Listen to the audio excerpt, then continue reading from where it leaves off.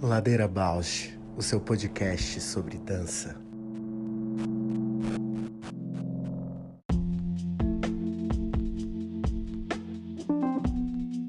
Olá, meu nome é Juliana Zelensky Alves. Sou bailarina, professora, pesquisadora, artesã e artífice da dança na infância. Compor o Ladeira me move porque borra minha presença na escuta do outro. Me identifico, me emociono, e enquanto documentamos todos estes afetos. Olá, eu sou a Paula Petreca, bailarina, professora de História da Dança e curiosa. Eu estou aqui nessa ladeira para encontrar vozes, movimentos, biografias que me inspirem a aprofundar meus gestos sensíveis no mundo.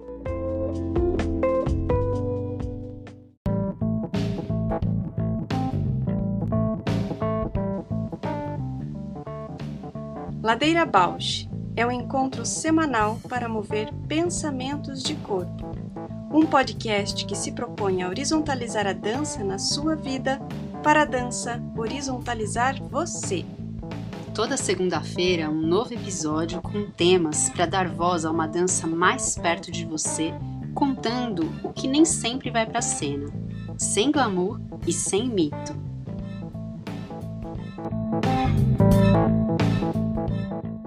Vamos ver os portais que parece que podem ser que abram aqui nesse encontro hoje. Nossa, então, dos 50, a gente terminou. 50 foi quem mesmo? Joana. Foi a Joana. E aí da Joana veio a Dani Neri, que a gente estava no mês de outubro. Super educação, criança, infância. Que é uma artista muito do fazer na educação e muito implicada nessa sensibilidade. Daí ela trouxe frases legais, né? Do aproximar-se do chão para ensinar dança. Desafio de deslocar a espetacularização. Inquietude educadora, as frases, né, que me chamaram a atenção, e o desafio da escuta. Potente. Depois vem o 52 com a Clara. Que é lindo, que ela também, as frases que eu anotei. Cada travessia, o mundo vai se abrindo. E a vertigem do encontro, que acabou se tornando o título do episódio, né? Eu lembro dela descrevendo a chegada dos miúdos no 100. Uma cena que a gente já... corpo. E que a gente conhece bem, né? Aquele frisson que a gente fica, eles vão chegar, eles vão chegar, eles vão chegar. E daí a travessia, todo o movimento para receber, para acolher, para administrar as emoções, né? E aquele estúdio branco que vira uma vazão de todos os desejos. E depois muito português, né? Essa dezena. Verdade, porque vem a Adriana. A Adriana que está por lá.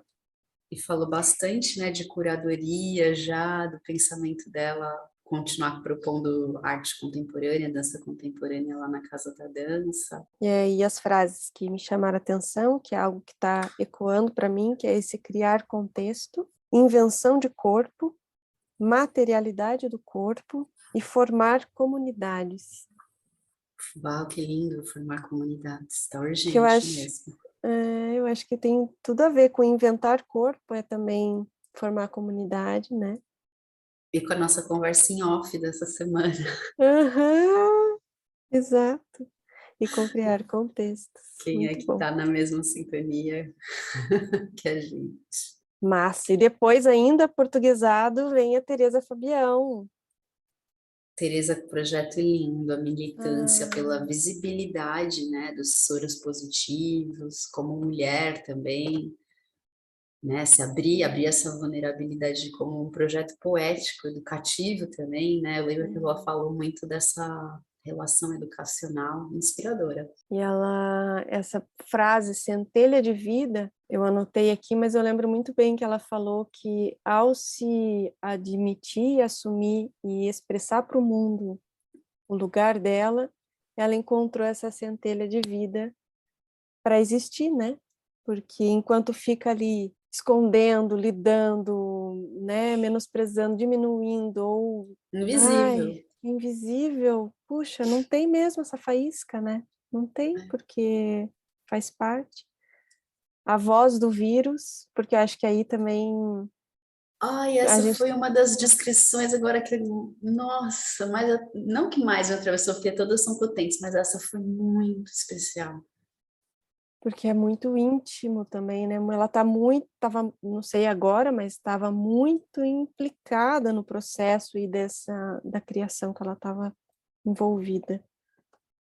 E atravessar nossas sombras com humanidade. Depois vem 55, com a Cândida, que curiosamente também nesse outubro também teve, né, com a Um gente. ano depois ela voltou. Uhum. E a frase que marca é atuar como manutenção de um cenário na produção, né, da dança. E Olha que depois vem interessante, agora eu pensei na relação com as divindades das tríade hindu, que a gente fala que tem o Brahma, que o cria, inventa, a Adriana Gregg falou do Brahma, né, inventar contexto. Aí tem o uhum. Vishnu, que faz a manutenção, que sustenta as coisas criadas, e tem o Shiva, que aí uma hora destrói tudo para começar de novo.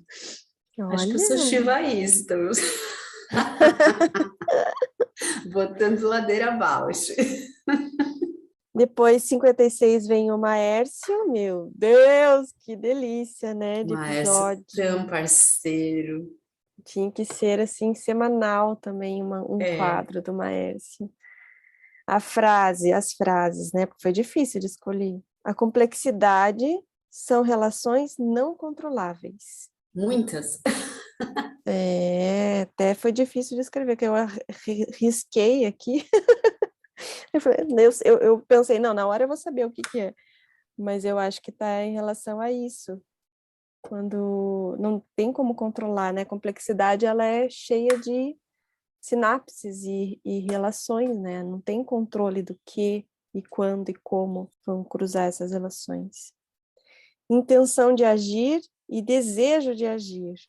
Conexão de quem eu sou com o que quero fazer. Ah, isso, bom, parou, agora eu preciso falar uma coisa. Eu, né, estudei a volição, o querer, ensinar sobre criança ter, né, continuar volitiva dançando, e daí você ouve o neurocientistas falando, não adianta você só querer, a motivação logo não existe, você precisa ter disciplina. E daí eu falo, e como é que você consegue ter disciplina se você não quiser? Aí eu me pergunto. Aí eu tô num dilema, porque eu tô ouvindo tanta coisa, né, de insistir, produzir, e ser eficiência produtiva, não sei o que, disciplina, nananã.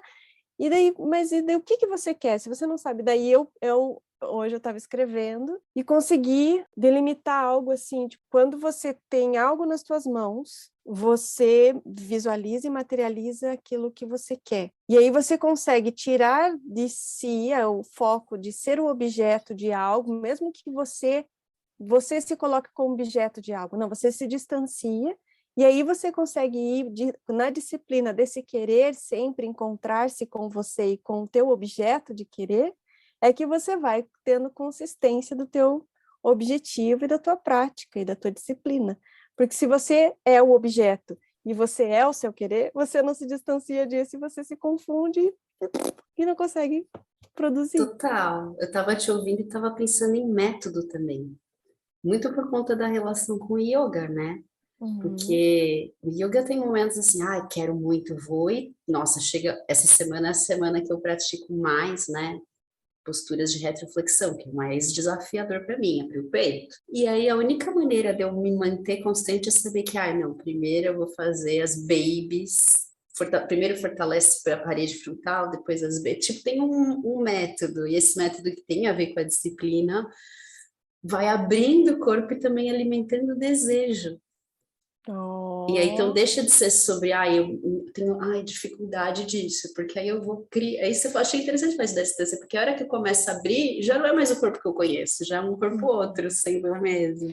E já é algo mais próximo de você, né? Mais palpável, porque ele é básico, porque ele é simples, porque você já se aproximou disso, não é algo de uma disciplina impossível, irreal ou, né, impraticável, é algo de uma disciplina que ela já está constituída em você. E agora falando do irreal e impraticável, não sei se foi muito específico da minha formação em dança, do meu trajeto, mas essa relação com o inalcançável e com o irreal foi sempre presente. Então eu via um outro corpo fazendo coisas que o meu não fazia, e para além de não visualizar o processo, havia essa margem de aquilo é inalcançável, né? Então, para tentar alcançar aquilo era muita dor, uma disciplina, e agora com a travessia do yoga isso tem transformado, porque mesmo quando eu vejo um corpo todo aberto, todo forjado ali nos asanas, talvez meu olhar mudou também, mas é possível perceber que mesmo um corpo que não está naquela abertura, que está lá fazendo as babies, fazendo o caminho, também já está por dentro, expandindo talvez da mesma forma, algo que na dança eu não tinha. Na dança ou estava lá, ou o processo parece que não interessava. Muito interessante. Para mim, vai ao lugar da construção e do processo ser muito mais no fantasioso do que na prática, do que no palpável. Total, né? total. Pratica aqui, faz isso, agora é coreografia. Um dia agora acontece. Aí vai estar lá, ela tem que chegar lá, tem que estar bonito, tem que estar bonito, tem que estar bonito. E você vai vivendo o dia após dia, esperando estar bem, ou que vai chegar. Você acredita que aquele dia após dia vai chegar, mas não é nada demais. É só mais um dia fazendo com um outro contexto, né? Muito interessante, hein? E ainda escrevi aqui, chamar Maércio para outros temas. Vamos chamar, essa semana ele tá com uma jornada, vou até divulgar aqui, gente, entrem lá, deixa eu mover a jornada sobre o sistema polivagal, né, que é uma teoria que desmonta tudo que a gente conhece de sistema nervoso, de repente não é só simpático, parasimpático, tem algo em rede, Deixa mover. Vamos lá, 57, Michele Ai, Navarro e tão Lígia. queridas. Pupa Livro, adolescência. Reforçando o quanto a gente também, mesmo que a gente conseguiu chegar num tema, conseguiu chegar em alguém para falar sobre adolescência, se a gente olhar num mapa, né, num gráfico geral da nossa conversa, é muito pouco que a gente consegue adentrar, né? É um mistério ainda, o corpo adolescente. E uma das palavras aqui é mistério mesmo, que eu anotei. Olha! Agora que eu vi. 58, Marcelo Sena. Ai, que querido, né? Com as audiodanças. Corpo e som. Intersecção entre linguagens. Também super bonito, que eu acho que, de novo, né, reforça quando a gente o conheceu, quando ele veio, né, conversar com a gente, quando a gente conversou com ele, que também desperta na gente, nossa, a gente está numa intersecção de linguagem, né? A gente está aqui no Ladeira fazendo esse caminho, né? Nessa intersecção. Depois vem a maravilhosa Thalita. Parceira também, inspiradora. Parceira. Nossa, e depois dela vem nós duas falando. O episódio fim de ano, as retrospectivas. 2021. Cara, daí que eu anotei muitas coisas. Olha, fecha o olho e escuta. Queda do sonho, dá para cair do chão, movimento da náusea, risco da queda, medo de cair, verticalidade da queda, trancos e barrancos, a queda que mata, a queda que impulsiona. Amiga, isso já é um roteiro coreográfico. Tá bom para você? Fechou 60? Não, de novo. Fecha o olho, vamos lá. Eu fiquei no cair do chão. Cair do chão. Cair do chão. Queda do sonho, dá para cair do chão, movimento da náusea, risco da queda, medo de cair, verticalidade da queda, trancos e barrancos, a queda que mata, a queda que impulsiona. Amiga, é um super roteiro coreográfico. Ontem eu dei uma aula à noite e um dos movimentos que a gente trabalhou nem tinha associado com essa nossa conversa, mas é o movimento da náusea. Dentre os pranas que o corpo tem, né? Tem o prana que é da circulação, da nutrição, tem o prana que é de excreção, tem um prana específico que é o do vômito, da náusea. E aí eu estudando esse prana, não é só no nível físico, mas em vários níveis, metáfora também, é um prana que fala de desenvenenamento. E ontem, na prática, a hora que eu estava trabalhando esse prana, né, esse prana da náusea, o que é que esse movimento gera, da onde que ele vem, para onde que ele vai, a ideia do veneno, do que a gente tem de envenenado na gente, ficou tão forte. Deu vontade agora de dançar esse roteiro aí. Vou te mandar, vou te fazer uma foto. E um portal Nossa, que do incrível você veneno. falar isso. E o corpo desenvenena, gente. Isso é maravilhoso. Se a Que gente não lindo. bloqueia, né, o movimento da náusea, se a gente deixa ele fluir, olha que limpeza, que pureza. Aham. E se não houve a náusea, né? Se distorce a náusea para outras coisas, acho que, né? Produz outros sintomas a partir dessa náusea, com medicamentos, com... Uau! Que incrível isso, acho que eu vou ouvir de novo várias vezes essa tua fala. Não, que tá fresquinho porque rolou ontem, assim. E aí uma pessoa ficou assim, meio passando mal, eu falei, tá com náusea? Ela falou, não. Tá bom. Seguimos. E porque não tem outro caminho também, né, do corpo demonstrar talvez essa reação seja tão instintivo, né, animal, assim, né, de um instinto animal essa manifestação do corpo para dizer aqui não, esse não. O que eu estava vendo? Ah, eu estava Aqui vendo não, é isso mesmo. Estava vendo um seriado de uma menina que viajou, pegou um avião, e daí o avião caiu e ficou sozinha no meio do nada, assim. E daí ela foi pegando para tentar se alimentar, ela foi pegando folhas e frutas, e daí ela experimentou umas frutas, e uma deu náusea, ela não comeu. A outra ela experimentou, mas daí deu desarranjo. E depois a outra que não deu náusea, ela cozinhou e aí conseguiu se alimentar. Então eu lembrei agora da cena dela provando o próprio, é a defesa do corpo, né? O próprio instinto já manifesta. Né? Olá, ouvintes do Ladeira Bausch! Estamos tão gratas por toda essa escuta. Queremos anunciar que agora temos uma campanha no Apoia-se. Caso queira contribuir com algum destes episódios, nos incentivar a continuar produzindo, entra lá no site do apoia.c/ladeirabausch. Estaremos lá. Beijo a Bausch!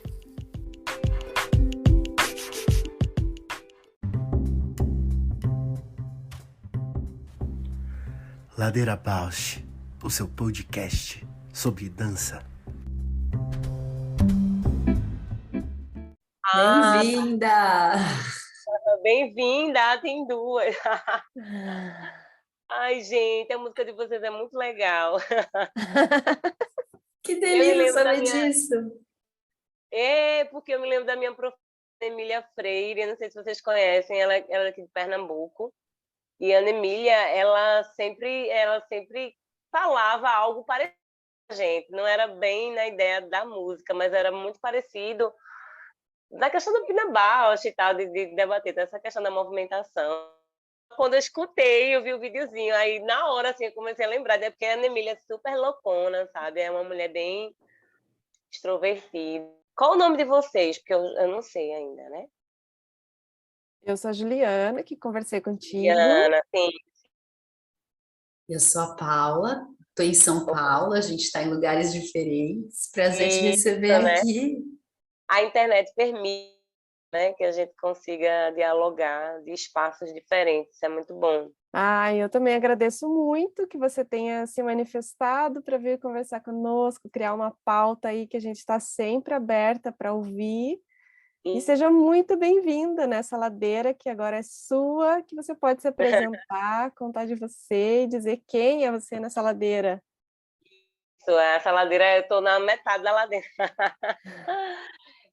Meu nome é Janaína, eu sou bailarina desde que eu me gente. Eu danço, sou dançarina, né? Porque na dança afro a gente acaba se remetendo a ser dançarina, ser da dança. E hoje eu me configuro como artista da dança, né? Antes eu quero dizer que eu sou uma mulher negra, me apresentando, né, para as pessoas. Eu sou uma mulher negra, tenho um cabelo cacheado, tô com ele preso, tô vestindo uma blusa estampada, tô num espaço aqui branco cheio de luz, cheio de luz. Então, eu comecei eu era ainda muito pequena, eu tinha 9 anos de idade. Quem não conhece Pernambuco, mas algumas pessoas já frequentaram durante o carnaval. Eu nasci em Olinda, que é tipo o centro do carnaval, então eu fui criada vendo várias manifestações, também participando, inclusive fiz parte do Clube Vassourinhas de Olinda, que é um dos maiores clubes de carnavalescos de Pernambuco. E aí passei um bom tempo lá, frevo, maracatu, ciranda, essas danças da cultura popular. E eu sempre gosto de pontuar que essa questão do feminino meio que me percorre, né? Eu tive muitas mestras, muitas professoras que me acompanharam durante o processo de aprendizado em dança. Então, eu sempre segui minha linha de pensamento em dança ligada à questão do feminino e tal.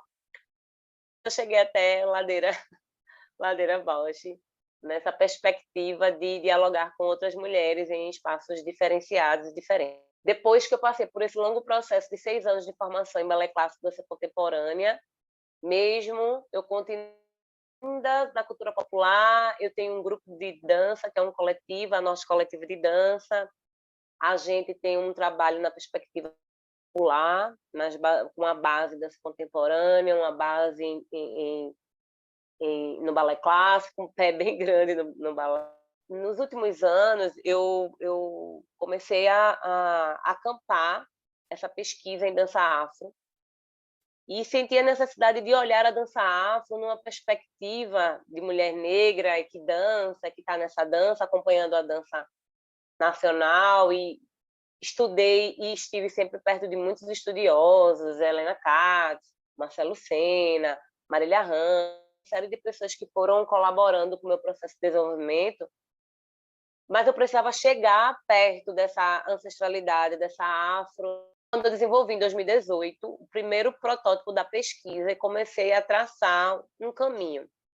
Porque eu sempre vi a história da dança do povo preto ser dialogado sempre na ótica de que o povo preto faz caridade, o povo preto a gente chama as crianças para dar aula de dança, para tirar eles da periferia, para tirar eles da marginalidade, da situação de vulnerabilidade, mas nunca sobre que dança é essa que está sendo produzida pelos grupos de dança afro do Brasil, e principalmente de Pernambuco, que tem uma raiz cultural muito profunda, sabe? A gente tem uma africanidade muito profunda, né? Mas está meio que ligado à África, está ligado ao continente africano. E aí eu resolvi dar uma pesquisa, então pesquisar o processo criativo. Que processo criativo é esse que esses grupos desenvolvem? Quando é que eles outras danças, a dança moderna, a dança contemporânea, o balé clássico, em que momento ele entra nesse diálogo? A gente tem 3 grupos muito fortes, que é o Baquinaré, o Balé de Cultura Negra do Recife, que se apresenta no mundo todo. Para vocês terem uma ideia, semana passada eles visitaram 17 países, né, apresentando o último espetáculo do Baquinaré, que é Povos Africanos. O Baquinaré ele tem essa longa trajetória, ele foi criado em 1985, né, lá no Nascimento, lá no Mangue Beat, aquele do Chico Sainz, Nação Zumbi, ele tem essa reflexão. E é um balé que tem mais de 30 pessoas em cena, coisa que a gente não consegue fazer com tanta força, porque a gente sobrevive, a dança sobrevive se rastejando muito. Sempre me permeava, eu já tive vários contatos com Baquinaré, eu venho de dança afro, fazia parte de um grupo de dança afro, do grupo e dança Obaomi. Já recebi prêmios por dança afro, né? Já recebi melhor bailarina, melhor coreografia dos festivais de Pernambuco. E eu sempre ficava me perguntando que dança é essa que o Baquinaré faz, que está em diáspora, mas não é uma dança africana, não é uma dança brasileira, ela tem que lugar. E aí depois eu me encontrei com o balé Afro Magimolê, o balé Afro-Majemolê também já percorreu o mundo todo com suas meninas, porque no balé Afro-Majemolê, diferente do inicialmente eram meninas, só meninas. Umas meninas de uma força absurda. O Majemolê, ele significa crianças que brilham, né? Ele vem de Majesi Mimolê, e o pessoal cortou, né? Em Yorubá, cortou e ficou Majemolê. E Majemolê significa crianças que brilham, porque são crianças, peixinhos, da onde surgiu realmente o movimento Mangue Beat, que protagonizam, que estão na cena, né? Que mesmo sendo crianças, esse trabalho é um trabalho tecnicamente assim fortalecido por diversas linguagens, né? Eles de dança contemporânea, eles têm aula de balé clássico, de sapateado, eles têm diversas técnicas que permeiam a dança afro produzida pelo Majemolê e que não deixa de ser uma dança afrocentrada, afropensada, direcionada. E o terceiro grupo é o Darué Malungo. O Darué Malungo é companheiro de luta, significa companheiro de luta, porque além da dança, eles têm uma formação na questão educacional muito forte, na comunidade também de Peixinhos.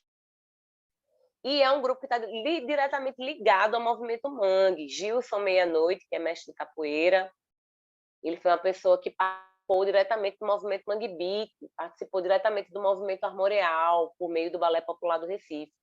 Então, são 3 grupos que têm uma técnica de dança muito fortalecida pela dança afro-brasileira, essa dança que está aqui, mas que dialoga com o continente africano.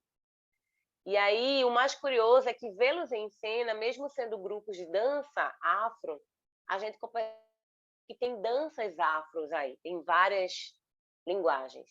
Então, eles encenam, né? A gente tem o Baquinaré. O Baquinaré, ele tem uma dança em grupo. Eles relatam as histórias do dia a dia do povo em África. Eles falam sobre o Daomé, sobre o povo quimbundo. Então, eles trazem essa teatralidade para a cena. Já o Majemolê, eles têm uma técnica de relevância para os orixás.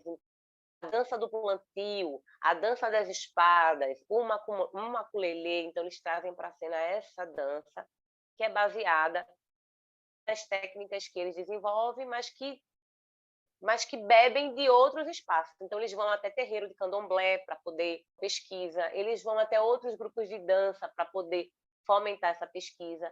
A música que é ao vivo no Majemolê, nos 3 grupos, né, é muito forte, então tem um diálogo muito bom com a música. Então, a dança diretamente tem essa característica em Pernambuco da música presente, sempre junto com a dança, na maioria dos grupos, principalmente de dança popular, dança afro.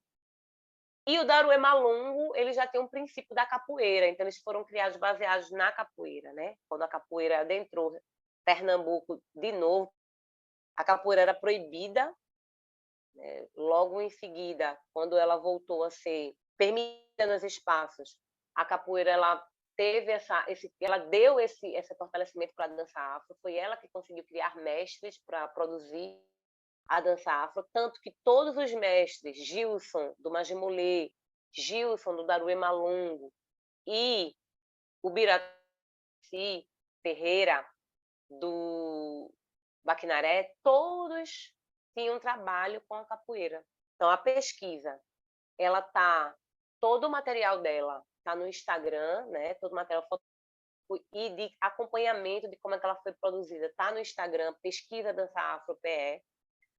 Lá você tem uma bio assim, com um drive da pesquisa, um material escrito muito bonito, muito bom, que dá para a gente tirar várias referências desse diálogo. E no YouTube está lá, Pesquisa Dança Afro PE, que você vai poder ver relatos de Meia-Noite, Orun, que hoje é um filho desse trabalho do Darué Malungo. A gente vai ver os relatos de Beto Bala. Beto Bala é um grande percussionista daqui de Pernambuco.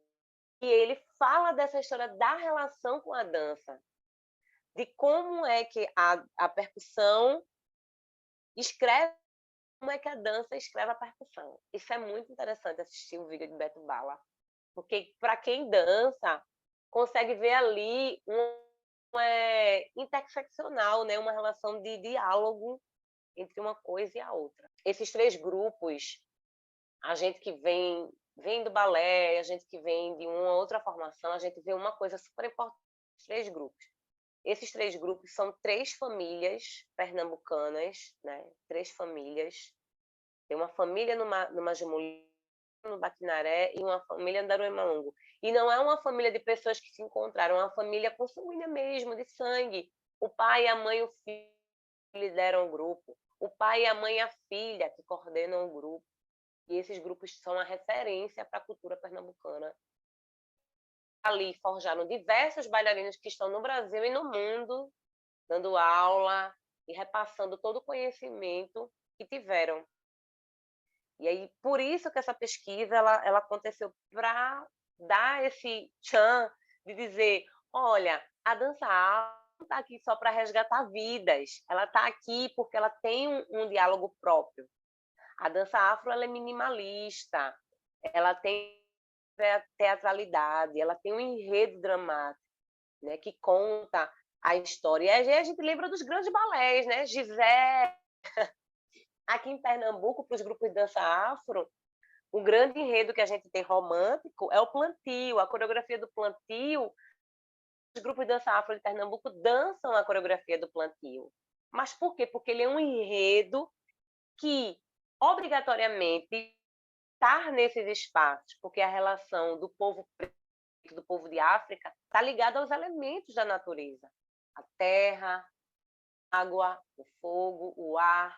Então, está tudo relacionado. 3 coisas importantes que a gente encontrou logo de início na pesquisa foi falar sobre a corporeidade, a simbologia e a diáspora. Então, a pesquisa ela é dividida em que momento esses grupos dialogam com a África. E aí, por isso, a importância de a gente ter na equipe João Monteiro, historiador maravilhoso daqui de Pernambuco, que tem uma relação muito grande com diversos países e a gente está com uma perspectiva muito boa de, no próximo ano, realizar esse intercâmbio dos grupos de Pernambuco com os grupos de países africanos, para poder a gente dialogar sobre o peso dessa força da dança afro, que mesmo sobrevivendo à escravidão, processos de estupro, de humilhação, de violência contínua, eles sobrevivem com muita propriedade ainda.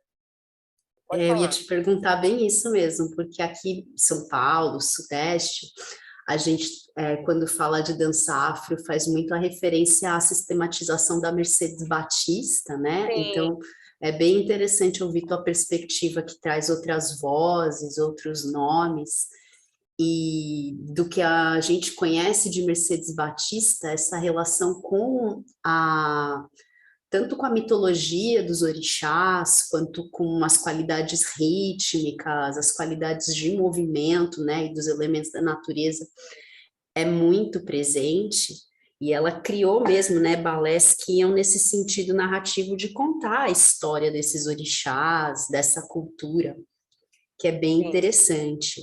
Aí, nos anos mais recentes, alguns pesquisadores que também têm feito viagens para o continente africano, ou artistas que vêm de África para o Brasil, como a Fanta Konatê, por exemplo, tem trazido bastante da cultura do oeste da África, né, que já é outro tipo de referência, já não tem essa relação de orixá, que a gente estava acostumado via Mercedes, mas tem outras relações. E, ultimamente, por interesse pessoal, eu também fui estudar um pouco mais desse centro-oeste da África, pela perspectiva musical.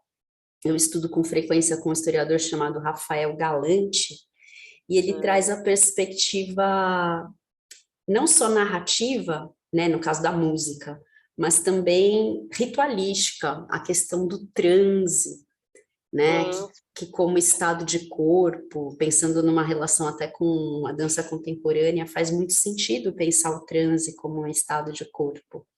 E aí, pelo que você estava falando até agora da pesquisa desses grupos, eu queria saber um pouco mais, assim, aonde que vocês adentram, como você estava começando a falar agora, né? Essa perspectiva de organizar um espetáculo como uma narrativa cênica, aonde que vocês aprofundam a pesquisa de movimento, a gestualidade, aparece esse lugar do transe, esses estados de corpos ritualísticos vão incorporando também a pesquisa cênica? Fala um pouquinho mais para a gente. Então, sobre o processo da gente aprofundar na questão da dança. Há uma problemática aqui em Pernambuco. Eu acredito que não só em Pernambuco, mas no Brasil, mas eu vou da minha perspectiva, né? Há uma problemática na questão da sistematização. Muitos eles por não ter essa prática de escrever e de relatar, que foi uma curiosidade que a gente trouxe também, de se perguntar, vocês vão anotar as movimentações que vocês criam, o que vocês produzem e tal, vocês... Não, a maioria dos grupos não tem. E aí, isso vai para a gente, assim, na ideia de que, caramba, a gente vai ter depois, daqui a uns 5, 6 anos, essas coreografias sistematizadas, escritas, né? E aí isso é um perigo, porque as pessoas tratam com muito exotismo a questão da dança, né? Afro em Pernambuco. Elas acham que o movimento é pelo movimento.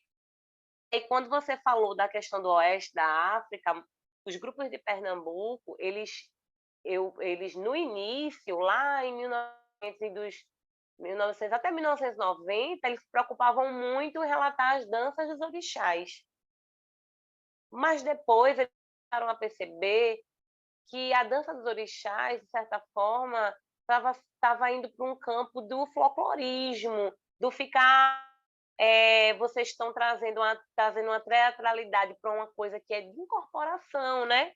E aí Beto Bala falou uma coisa muito interessante, porque Beto Bala que vai buscar quem está longe, porque o tambor, ele dentro do candomblé, dentro da Umbanda, dentro das religiões de matriz africana, não precisa nem ser especificamente dentro da religiosidade. Ele tem uma função de dialogar com o corpo. Ritmos Malink, por exemplo, quando ele fala do ritmo Malink, ele fala dessa abertura, né? E aí, só assistindo o vídeo, ele faz esse diálogo, por exemplo, ele toca 2 pancadas, né? Ou ele toca... Porque no terreiro, no espaço do candomblé, no espaço da Umbanda, mais especificamente do candomblé, né? Eu sou africana, eu sou de religião do candomblé, sou de nação Queto, e aí ele traz esse diálogo. Não existe hoje aqui em Pernambuco dança afro sem a percussão ao vivo. Num relato de Orum Santana, Orum nasceu no Daruê Malungo, Orum fazia dança afro, Orum se coloca como uma dança afro-contemporânea.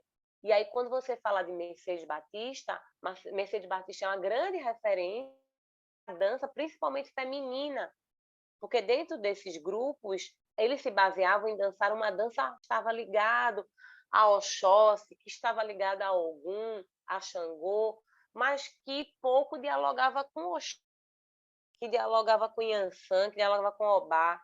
Então, quando essas mulheres começaram a adentrar de forma mais consistente esses grupos afro, essas danças passaram a ter outras características. Então, por exemplo, no Daruê Malungo, Vilma Carijós veio do grupo Carijós, que é um grupo de caboclinho. Então, quando Vilma adentra com mais relevância dentro do espaço do Daruê, ela consegue trazer esse diálogo da dança feminina, dança de profundidade, porque, apesar da gente desconstruir nos dias de hoje esse olhar do homem, da mulher, né, do macho, mas os povos africanos têm uma relação muito grande com as genitálias, né? Com a genitália masculina, com o órgão sexual para mostrar fecundidade, força. E as mulheres, dentro desses grupos, trazem isso, essa simbologia delas, né? Do Baquinaré, a gente tem Antônia Ferreira, foi uma das primeiras bailarinas de Pernambuco que teve grupo lá. Então, Antônia, quando entra dentro do Baquinaré, traz um outro olhar para o Baquinaré de movimentação, para além da dança dos orixás. Porque aqui em Pernambuco o olhar é muito exótico. E aí, você falou de Mercedes, lá na Bahia tem mestre tinha Mestre King. E aqui em Pernambuco, a gente tinha Zumbi Bahia, que apesar de não ser nosso mestre de capoeira, de ser daqui, ele estava baiano, mas morava no Maranhão desde muito cedo.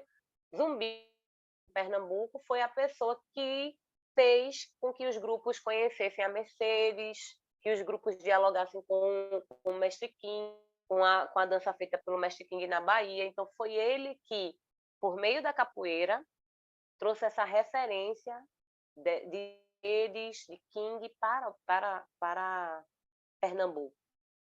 E uma coisa que eu percebo que tem uma relação muito forte desses grupos na Bahia, no Rio ou em Pernambuco fizeram foi contar realmente a dança dos orixás, o Oxalá, o processo de transe, o processo de entradas e saídas, todos eles contaram.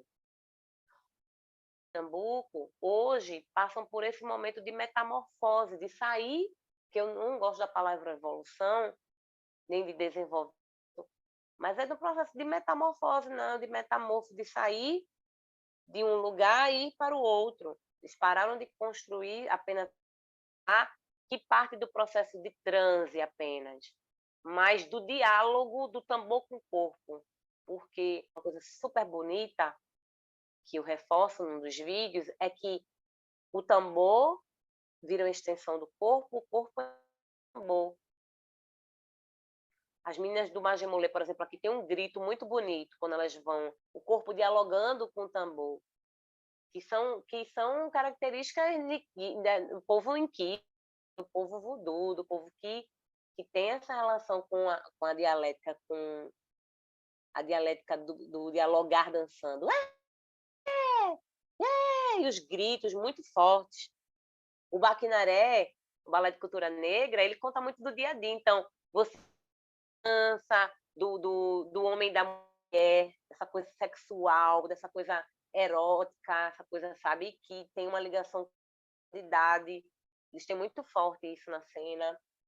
E você tem o Darué Malungo, que é um grupo que dá aula dança super livre, é uma dança mais livre, sem muitos padrões, mas que desenvolve também uma dança afrodiaspórica muito pernambucana e que está fora desse processo do transe, dos orixás, mas está dentro do processo de conhecer enquanto corpo negro, enquanto corpo pernambucano. Zumbi Bahia, na última pesquisa que ele desenvolveu, a prática pedagógica da dança afro nas escolas, ele traz esse pertencimento de dizer que quando você está na sala de aula, dando aula de dança afro, lecionando dança afro, você está dizendo ao corpo negro que está que ele é um corpo com identidade, onde ele se encontra naquela dança e que ele sente o tambor, porque nós todos e todas sentimos o tambor, percebemos o tambor.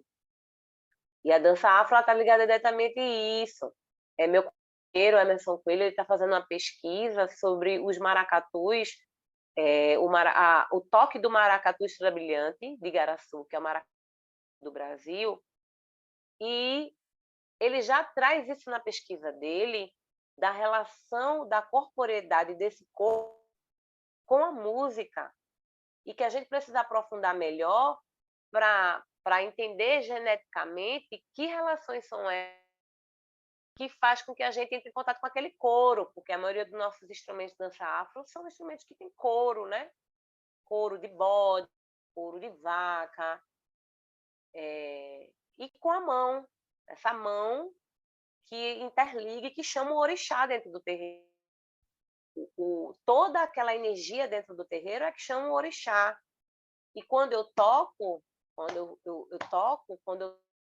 um barra-vento para Yansan, que eu estou chamando ela vai vir e vai me dizer ali o que fazer e eu vou comandar, como realizar.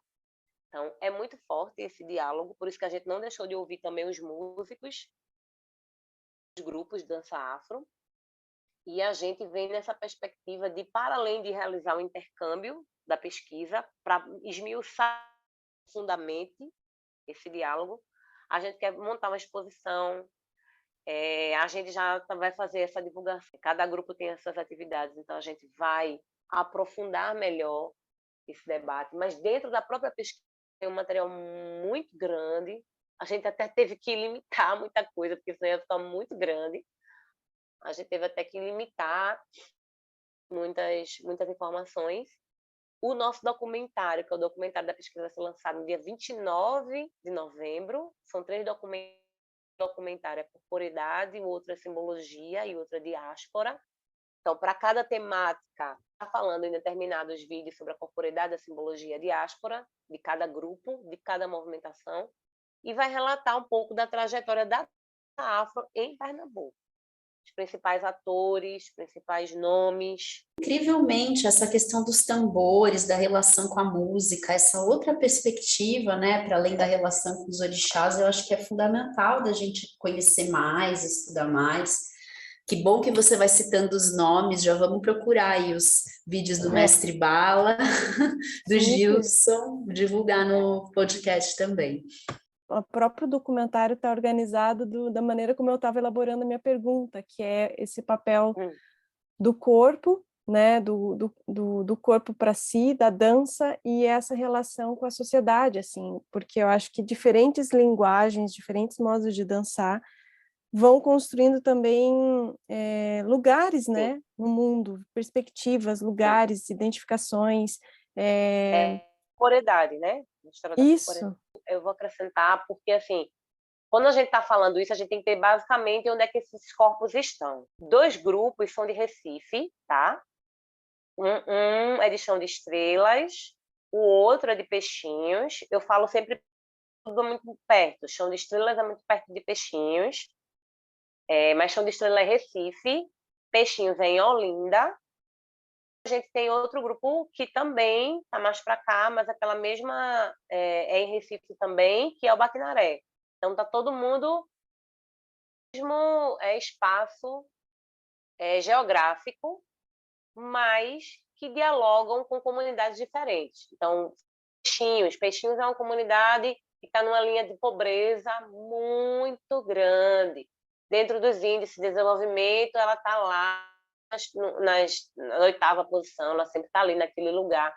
Então, é uma comunidade que, infelizmente, não tem muito acesso a políticas públicas. Então, quando você tem o Majimolê dentro daquela comunidade, ocupando o nascedouro de Peixinhos, que antigamente era um matadouro, eles ocupam a sede do Majimolê, antigamente era um matadouro de Peixinhos, onde se matavam animais. E hoje, o Majimolê ensaia lá. Hoje não, tem tempo, né, que o Majimolê já ensaia naquele prédio. Desde 1998, 99, por aí. Eles ensaiam dentro do nascedouro de Peixinhos, que hoje leva esse nome. E você tem Chão de Estrelas do Daruemalungo, que antigamente só tinha um pedaço da sede, um terrenozinho que eles conseguiram, depois que voltaram, fizeram algumas apresentações na Europa, conseguiram uma grana muito boa, e aí eles montaram uma sede para eles, que hoje é enorme a sede, e que tem um espaço cultural. A comunidade não tinha esse equipamento cultural antigamente. Então, é uma comunidade que é atendida pelo Daruemalungo. Baquinaré, ele está num bairro que é, de um lado, periférico, e do outro lado tem arranha-céu. Então, tem vários prédios. Então, racismo estrutural, porque é só começar a ensaiar que a polícia chega lá na porta deles para mandar parar, mas eles já estão lá desde 1985. Mas não tinham aqueles prédios todos, mas eles continuam sofrendo do mesmo. São 3 grupos diferentes que sofrem problemáticas diferentes e que estão em suas comunidades, um diferencial onde o governo não chegou. Onde o governo não chegou com a sua formação, chegaram os grupos de dança afro, que hoje são a referência. Todas as mães da comunidade, os familiares querem as crianças dentro dos grupos, porque para ele é a forma das crianças e os adolescentes saírem da marginalidade. Nossa, super importante para mim isso. A gente se pergunta muito, né, do papel da dança, das danças que acolhem, das danças que dificultam também acessos, né? Então, ouvir isso atende muito a nossa discussão aqui, e um dos objetivos do Ladeira, assim, né, de expandir essa perspectiva da importância do papel da dança, né, Sim, sim, nas sim. nossas vidas. A gente, apesar de correr disso durante a pesquisa, porque quando a gente foi fazer um levantamento bibliográfico do que de pesquisa relacionadas a esses grupos, a gente só encontrava o papel social deles, né? E não encontrava a técnica, a produção em dança deles. A gente, inclusive, montou lá todos os espetáculos e tal, tem todos os espetáculos dos grupos, porque não tinha, sabe? Você tem ideia, nem os grupos às vezes não lembravam o que é que tinham produzido. E a gente ficava, mas porque é isso que faz a comunidade sobreviver, porque quando eles se apresentam na Europa, que eles voltam, eles investem nas crianças, eles investem nos figurinos, eles pagam professores, porque eles sempre convidam professores de outros grupos para dar aula. Então, eles geram uma economia muito grande para a comunidade. Então, precisava saber essa produção que traz grana, que dá dinheiro, como é que ela é feita? Então, a gente tentou correr, mas não teve como sair muito da questão social, não. A sociabilidade, o processo desse foi bem preponderante para a gente poder entender de onde a gente está falando. Você gostaria de audiodescrever alguma cena para a gente acompanhar? Pedi para vocês assistirem Beto Bala, eu acho que da fala de Beto Bala, percussionista, lá na pesquisa Dança Afro PE no YouTube. O início da fala de Beto sobre essa coisa da relação, né, do diálogo de um com o outro, e no final da fala dele, o vídeo dele tem uns 38 minutos, mas é no início e no final. A gente não nenhum dos vídeos está editado, todos eles, né, claro, da parte da pesquisa. A pesquisa teve incentivo do Fucultura, do governo do estado de Pernambuco. Foi um trabalho árduo para aprovar essa pesquisa, anos enviando sem conseguir aprovar, mas a gente conseguiu. Ele fala no início e no final sobre essa relação boa. A gente tem a fala de Orum Santana. Orum Santana é um dos grandes bailarinos pernambucanos hoje na cena da dança de Pernambuco, na cena brasileira. Orum já percorreu aí diversos países também, fez esse circulação Sesc todo, o Brasil todo. Ele também fala no início sobre a questão da simbologia, né? A importância simbólica do Daruê Malungo e para ele enquanto bailarino. E depois tem Gilson também, Gilson Gomes, do Magimolê, que ele fala sobre a questão da questão social que a gente acabou de falar. Sobre as meninas estarem ensaiando no momento para ir para Champs-Élysées, em Paris, realizar uma apresentação, ver. E, de repente, do nada, vários armados assim parar e dizer, continuem dançando, porque se a polícia perceber que a gente está aqui, a gente vai matar todo mundo. Então, assim, para você sentir em que campos esses grupos estão. Esses grupos estão num campo de ascensão muito grande, na Itália, voltam, tem que voltar para essa realidade. E aqui em Pernambuco não tem essa opção de fazer só dança. Dança eu tenho que produzir, eu tenho que escrever, eu tenho que pensar, eu tenho que conseguir grana, eu tenho que pensar na comunidade. Não é só dançar, parar na frente do espelho e só dançar, que era muito bom fazer só isso. Mas infelizmente não dá. Essas três falas, tanto a de Beto Bala, percussionista Beto Bala, de Gilson e de Orum, são muito bonitas. Todas as outras falas também são muito importantes, mas essas três falas são falas que permeiam basicamente o projeto. Querem também assistir Corporeidade, Simbologia e Diáspora, são 3 rios que estão lá no Instagram, possibilidade e tal, em Libras. Se vocês quiserem assistir também, pode ver por lá, tá bom? Janaína, muito, muito obrigada. Que riqueza esse podcast, todas essas fontes que você trouxe. A gente vai divulgar aqui tanto a tua página da pesquisa em dança, quanto também a estreia do documentário. Vai mandando material para gente, para que as pessoas possam assistir o seu trabalho. Para mim é uma alegria estar conversando com vocês, assim, um podcast de mulheres com mulheres, isso é muito bom. A gente poder dialogar com outras pessoas de outros lugares, porque eu acho que isso é importante, vocês trazerem também informações, que a gente quer fazer esse espaço de escuta, né? É um projeto meu de Juliana assim, futuro, de ouvir pessoas de outros locais para falar antropologicamente da importância desses grupos no espaço que estão inseridos. Então, é isso. É essa troca que a gente quer fazer com a pesquisa de dança afro, dialogando isso, essa relação com outros atores e outras atrizes. Perfeito, Jana. Muito, muito obrigada. Mando-te um beijo forte e gratidão Beijo. imensa. Muito grande. Obrigada. Beijo. Obrigada, Janaína. Super agradeço. Obrigada, Juliana. Assim que a gente tiver com o documentário pronto, porque é muito material. Sim. É muito material e algumas coisas, então a gente resolveu dar mais tempo para produzir, para não perder nada. Tem muita fala muito, muito boa, também tem fala muito preocupante. E por uma questão de ética da pesquisa, a gente tem que cortar algumas coisas deixa e tal. Então, mas é isso. Mas que vamos. vai me enviando que a gente coloca lá para... Vou. E vocês também enviem as atividades de vocês, porque a gente tem aqui um grupo chamado Dança de Pé, onde estão reunidos muitos bailarinos de Pernambuco, são mais de 285 pessoas dialogando sobre danças, políticas públicas. Também que a gente vai acompanhar vocês.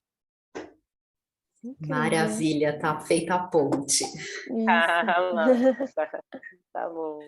Beijo, Tá, queridas. Beijo, Bom dia.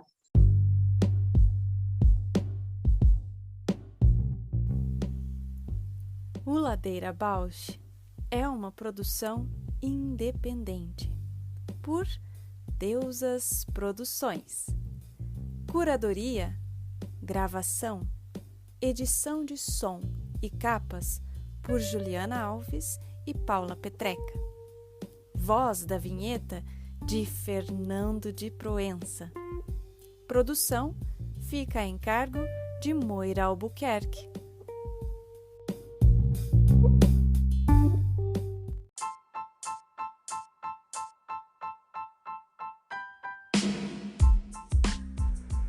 Ladeira Bausch, o seu podcast sobre dança.